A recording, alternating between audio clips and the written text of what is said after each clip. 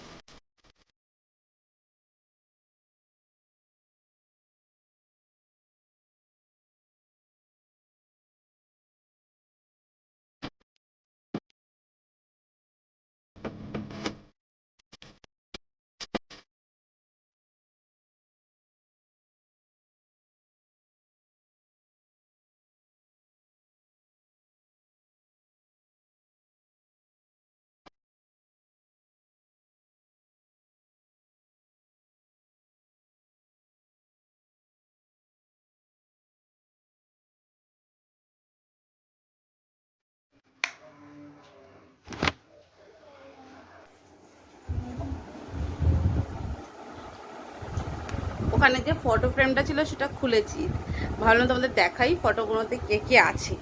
চলো, কারণ ওটা অনেক উঁচুতে লাগানো থাকে, তোমরা হোপফুলি দেখতে পাও না। এটা হচ্ছে আমার মা, এটা হচ্ছে আমার বাবা, এটা হচ্ছে তোজো, এটা হচ্ছে পুজোর সময়, এটা আমরা যখন মানালি গেছিলাম তখন। আর এটা হচ্ছে তোজো দুর্গা পুজোর সময় গত বছর। আর এটা হচ্ছে তোজোর আম্মা, দাদা আর তোজো। এটা আমি আর তোজো। এটা আমি, আর এটা আমি। আমাদের সবাইকে তো চেনো, আর বাবা মাকে স্পেশালি দেখো নি। এখন পরিষ্কার করছি, তোমাদেরকে আবার দেখাই অবভিয়াসলি। এটা না একবার ধুয়ে দিলে হয়, একবার ধুয়েছি এই রিসেন্টলি কিছুদিন আগে, সেই জন্য ভাবলাম আর আর খুলে আর ধোবো না, এমনি পরিষ্কার করে।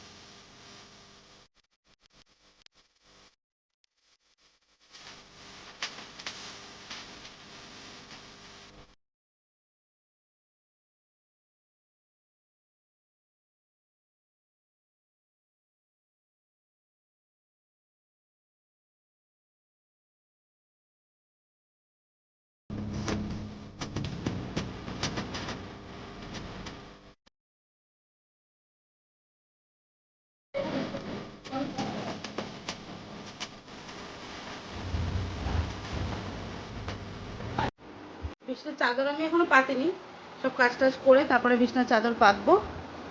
চান টান করে একবারে তারপরে এসে ফ্রেশ হয়ে বিছনার চাদর পাতবো। আর এখন ঘরটারগুলো ভালো করে ঝাঁট দিয়ে নিই, ঝুল টুল সব পরিষ্কার হয়ে গেছে, পাখা পরিষ্কার হয়ে গেছে, ওদিকে সব কাজ। আমি এত কটা কাজ করার সরি আমি এত কটা কাজ করছি আর তোজো এখনো কত ক্লিন পরিষ্কার করছে। তো চলো ঝটাঝট বাকি কাজগুলো করে নিই, আবার বক বক করতে শুরু করলে আমার আবার কাজ হবে না। চলো।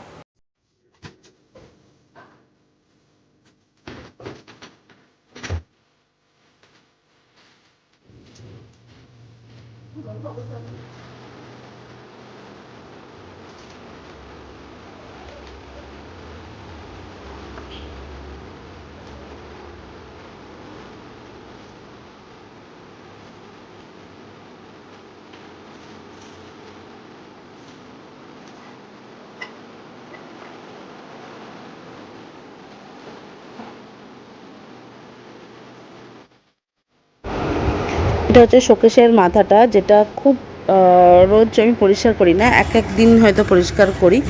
সেটা হচ্ছে সপ্তাহে একদিন কি মাসে একদিন করলেই হয়ে যায়। তো এটার উপর ধুলো খুব পড়ে, কিন্তু এটা ওপর দিকে থাকে বলে রোজ করা হয় না। তো যেহেতু এখন পুজোর আগে ঘরদোর পরিষ্কার হচ্ছে, সব একদম পরিষ্কার করে করা হচ্ছে, তো সেই জন্য আমি ওই জায়গাটাও পরিষ্কার করে নেবো।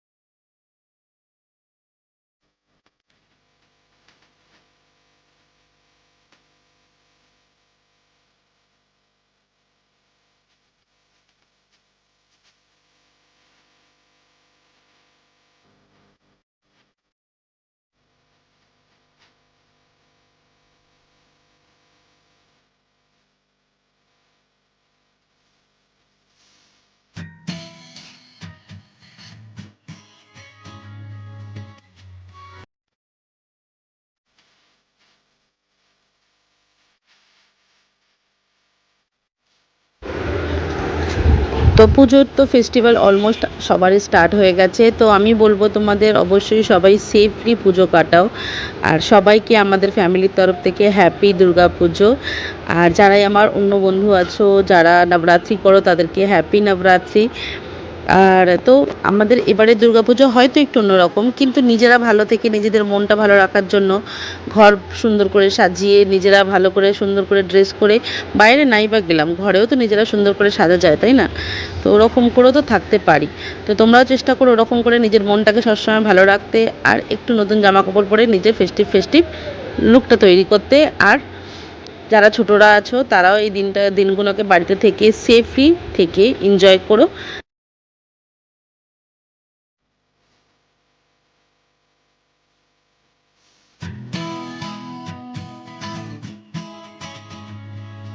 ড্রেসিং টেবিল কিন্তু আমি ডেলি ক্লিন করি, এটা যে কোনো ফেস্টিভ্যাল বা দুর্গা পুজো বলে শুধুমাত্র পরিষ্কার করছি তা নয়।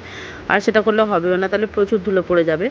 কিন্তু তাও এটা রোজই ময়লা হয়, রোজই এরম সব কসমেটিক্সে তো নামিয়ে আমি পরিষ্কার করি না, কিন্তু ওপরে ওপরে আমি রোজই পরিষ্কার করে নিই। তো ব্যাস এরকম করে ড্রেসিং টেবিলটাও পরিষ্কার করে নেবো।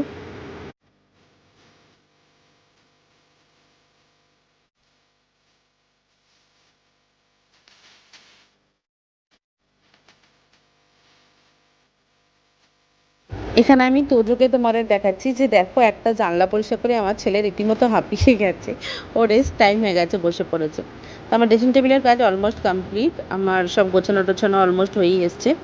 এরপর আমি ঘর মুছবো, যে ক্লিপিংটা আমি অ্যাড করিনি। ঘর আমরা রেগুলার হাউসওয়াইফ যারা আছি বা যে কেউ রেগুলার মোছার চেষ্টা করি বা মুছি, কীভাবে মুছি সেটাও আমরা সবাই জানি, তো ওটা ক্লিপিং অ্যাড করার কোনো মানে হয় না।